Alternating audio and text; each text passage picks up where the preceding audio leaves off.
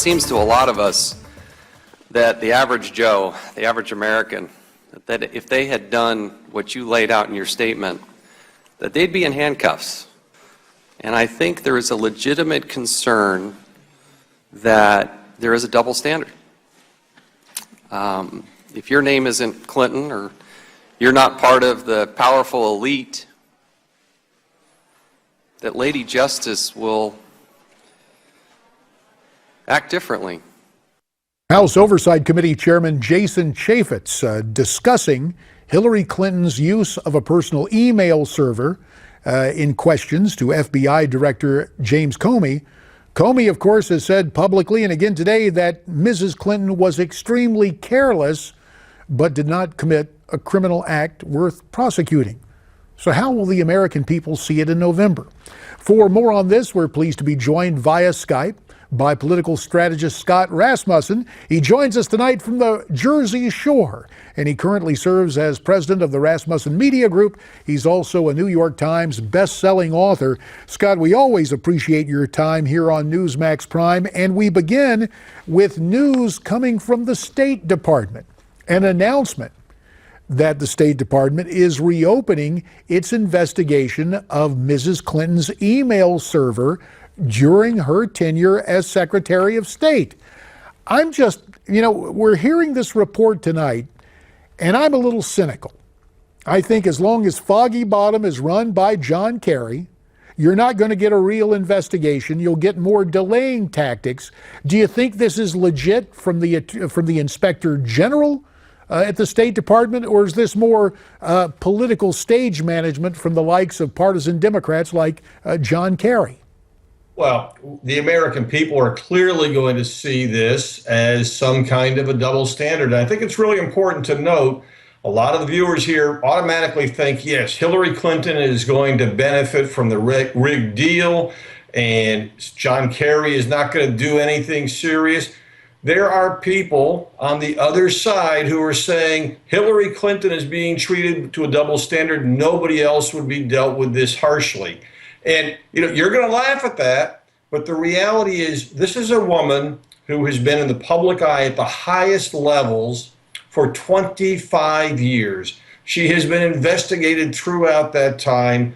People have a firm opinion of her one way or the other, and nothing is going to change through all of these investigations. Well, let's investigate what's on the minds of our viewers, calling us at 1-877-NEWSMAX, 1-877-639-7629, to Motown, Detroit, where Trigger is on the line. Trigger, welcome to Newsmax Prime. Hey, JD. Hey. The Democrat Party really needs to step away from that lady. She's a psycho, and everybody knows that. She believes her own lies. That's her problem. She is psychotic. She believes her own lies. Well, so far it has worked for her in a perverse way.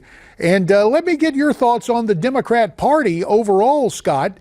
They're sticking with Hillary through thick and thin, it appears. No way to exit out and take a Joe Biden now. They're gonna put her right there and try to sell her to the American people.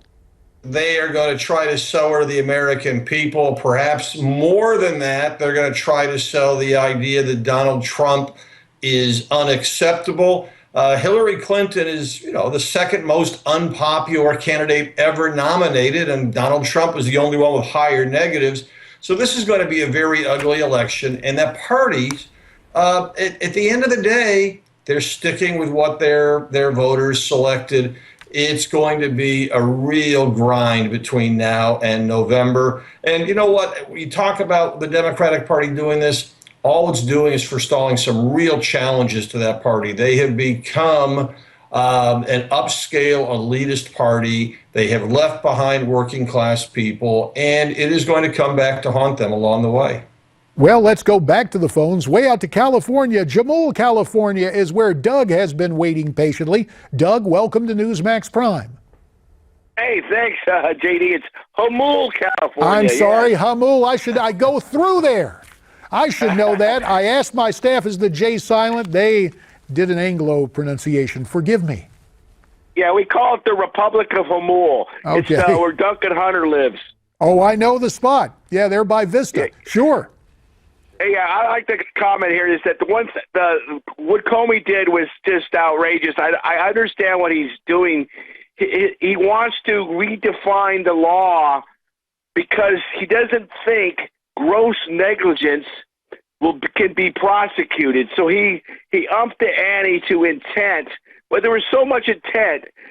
But he upped the ante to intent where intent didn't have to be, and it just bothers. That's what bothers most Americans. That's what bothers most people that believe in the rule of law. That he should have followed the gross negligence. But what really is upsetting is that why wasn't Hillary put under oath on that Saturday interview, and why it seems the questions that of her lying there's like those 5 big lies. Those questions weren't directly asked to Hillary, Well, so she couldn't be held accountable for lying. Doug, here's the other thing. The FBI director, this is the presumptive nominee of the Democrat Party. He takes a powder and sends subordinates over to question her. Let's get Scott Rasmussen's take on all of this. And Doug, thanks for the phone call. Your take, Scott. Doug is exactly right when he talks about these are the kinds of things that just drive people crazy. This is the reason they don't trust any politician. It's the reason, and all apologies to a former, or all due respect to a former politician, there's a belief out there that when a politician's lips are moving, they're lying. The same thing is now presumed about the FBI director and other people. There is a total meltdown in trust of anything coming out of Washington, and bluntly, it's deserved. Back to the phones we go, to America's heartland, the sunflower state of Kansas, where Rex is on the line. Rex, what's on your mind? What's on my mind? Hi, gentlemen. Hi. I would like to say that I am appalled, and I've been American for 58 years now, and I've lived here in Kansas. And I am really disgusted how this director, which I would not call him a director because he was supposed to investigate the Hillary Clinton, in which he did not. I would call that no director at all. So I would say that Barack Hussein Obama wants to keep Hillary in there, and he's going to make her the president of the United States, and people ought to wake up instead of sitting on their brains all day, because that's what's happening. If you ever seen Clint Eastwood in the movie called Absolute Power, that is what is happening right now. Let me ask you this, Rex. We had the report just when we opened this segment about the State Department reopening the investigation of Hillary Clinton. Do you think that is a good thing? It is if Donald Trump gets involved. Well, of course, Donald Trump will be watching with interest from the sidelines because he has yet to take on official capacity, but the nominating process is coming up in just a couple of weeks. And Scott, that brings me to something. We had a caller from Hamul, California, one of the increasingly rare conservatives calling in from that state. The field poll out there has Hillary up by 30 points. Will Republicans, just for all intents and purposes, have to write off California for the foreseeable future and beyond? Absolutely. California is a state that is not responsive to anything the GOP is doing. There's a lot of talk this year about maybe with Donald Trump with some different positions on trade and a different attitude is going to remake the electoral map. So far, what we're seeing is maybe Pennsylvania's a little closer than it's been in the past. Maybe that's going to be a toss-up state rather than automatically in the Democratic column. Everything else looks pretty much the way we remember it from 2008, 2012, and the last couple of elections. California, definitely Democratic. Texas, definitely Republican. Florida and Ohio, toss-ups, but they're leaning to the Democrats right now. I don't think until there is a complete remaking of both parties that you're going to see a whole lot of difference in the core states that are in effect owned by each party. Before we go, let's go back to the state I used to represent in Congress and go down to the old Pueblo, to Tucson, Arizona for Gary. Gary, you got about 45 seconds. Make it count. Okay, listening to the speech from the FBI, he turns around and says the evidence isn't enough to turn around and prosecute her. And almost in the next breath, he turns around and says, if anyone else does this, we'll prosecute. The thing that, as far as I'm concerned, that the media, the candidates have not picked up on this, and this should be stressed very strongly. Number two, I'm 82, but when I was in the service, I was in the Pentagon.